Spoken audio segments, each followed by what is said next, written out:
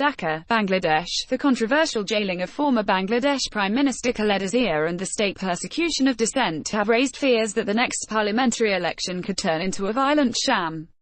Fear of a 2014 repeat, when the parliamentary elections were boycotted by almost all the opposition parties and marred by large-scale violence and killings, runs high in Bangladesh as the ruling Awami League (AL) government faces allegations of a concerted persecution of its opponents. Article Grid, while activists and political workers opposed to the government live under an increasing threat of being jailed or worse, there is widespread concern, even among the common people, over what lies ahead in an election year. Parliamentary elections in Bangladesh are due by December. It's a government and a political party which believe that they are not accountable to anyone. It's a dangerous sign in a democracy. Asif Nazrul, Professor Dhaka University Nadia Tabassum Khan, an employee of a multinational company in Dhaka, told Al Jazeera that the Awami League has suppressed all dissent to such an extent that she doesn't think anyone would dare to protest against them. Hassan Habib is the owner of a real estate company based in Dhaka.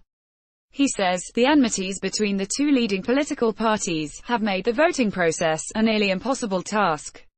Enforced disappearance. Since the controversial imprisonment of Bangladesh's opposition leader and two-time Prime Minister Khaleda Zia last month, it is becoming increasingly difficult for the government of Prime Minister Sheikh Hasina to reject allegations of turning into an authoritarian regime. Zia was sentenced to rigorous imprisonment for 5 years on February 8 for embezzling 21 million takas $253,000 in foreign donations meant for a charity named after former President Ziaur Rahman, Zia's husband. Her elder son and heir apparent, Tariq Rahman, and 4 others were also sentenced to 10 years in prison. Nearly a month later Zia was granted bail.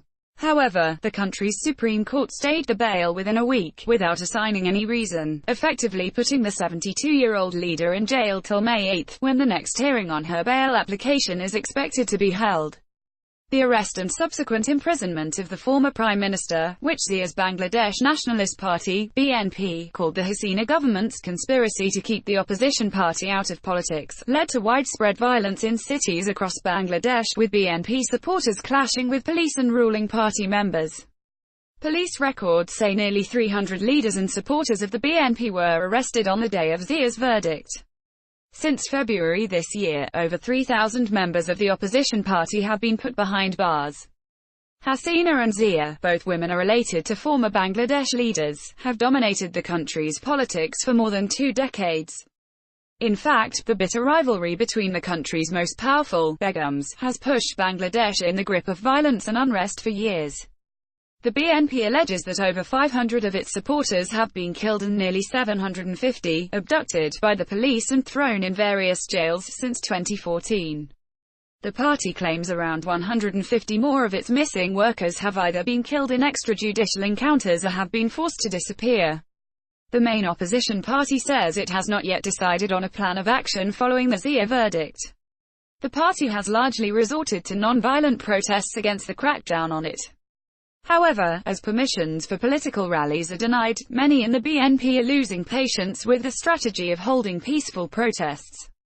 The spectre of large-scale violence now threatens to destabilize the parliamentary elections in the country scheduled to be held in December this year.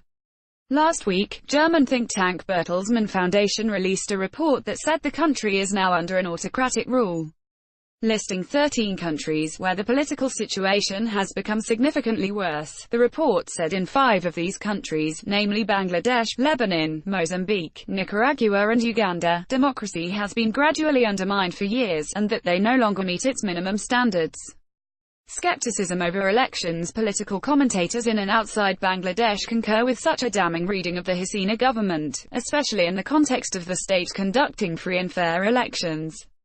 In 2014, Hasina had returned to power for a second consecutive term through a controversial and bloody national election, which was boycotted by the centre-right BNP. In her 10-year tenure as the Prime Minister of Bangladesh, Hasina has been accused of using the state's law enforcement apparatus as well as the judiciary to suppress the voice of the opposition. Rights groups, both local and international, have reported a deteriorating human rights situation in Bangladesh in recent years. Bangladesh rights group Anno Sela Kendra says as many as 519 people have allegedly fallen victim to enforced disappearances since 2010, while over 300 people are still missing. My father has been missing since December 4, said Shabnam Zaman, daughter of former Bangladesh ambassador to Qatar and Vietnam, Maruf Zaman, who was accused of sharing anti-government posts on social media and was allegedly scooped up by unidentified abductors in Dhaka in December last year. The police stopped their investigation when they came to know about the circumstances surrounding the disappearance of my father, she told Al Jazeera. On March 13 this year, Zakir Hussain, a leader of Chhatra Dal, which is the BNP student wing, died in police custody after he was allegedly tortured by the police. A Human Rights Watch (HRW) report last year said the Bangladesh government had secretly arrested hundreds of people, mostly activists and political figures, opposed to the Hasina government. Complete Freedom claims government, the Awami League government, however, dismissed the allegations. When Al Jazeera asked Information Minister Hassan al-Haqqi knew about the political persecution as alleged by the BNP, he said the opposition party enjoys complete freedom in its exercise of the democratic rights. But that doesn't mean the law enforcers will not check their activities which may harm the common people, Inu said. When reminded of the controversial 2014 national election, which the BNP had boycotted and which has renewed fears of a similar undermining of the electoral process in Bangladesh, Inu said, the 2014 election was held as per the constitution. The BNP's decision of boycotting it was a political decision and they now realize it was a wrong decision on their part. The Bangladesh minister also rejected the German think tank report that called the AL government autocratic as intentional and baseless. He said he was eager to know what data Bertelsmann Stiftung had looked at. All the arms of a true democracy, including the judiciary and media, are fully independent in Bangladesh, Inu said.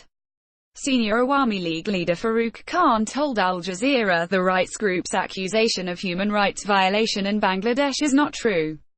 Our government has, in fact, set up an example before the world of upholding human rights by giving refuge to 1 million Rohingya refugees who have fled Myanmar, Khan said. Dangerous sign in a democracy, but the experts and rights activists are not buying the government's defense. Meenakshi Ganguly, who is the South Asia director of Human Rights Watch, says Bangladesh may have won international praise for its humanitarian response to the ethnic cleansing of the Rohingya by Myanmar, but the domestic human rights situation remains a cause for concern.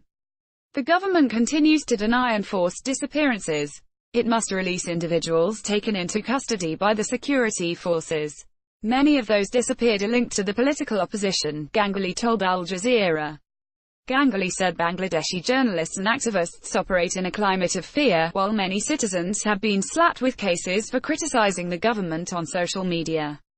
Ali Riaz from the Illinois State University in the United States told Al Jazeera that the current political and human rights situation in Bangladesh is not suitable for holding an election, let alone an inclusive one. Riaz thinks if the beleaguered BNP is forced to boycott the next national election, along with other parties of the political alliance it leads, the election will be hollow without any moral legitimacy, just like the 2014 elections. Continued persecution of the opposition is not only unwise, but also counterproductive. There is a tendency among the ruling parties here to forget that, said Riaz. Asif Nazrul, a professor of law at Dhaka University, said that the government denies the BNP and other opposition parties permission to hold rallies and processions, on security grounds, while it continues to hold large rallies in the run-up to the elections. It's a government and a political party which believe that they are not accountable to anyone. It's a dangerous sign in a democracy, said Nazrul.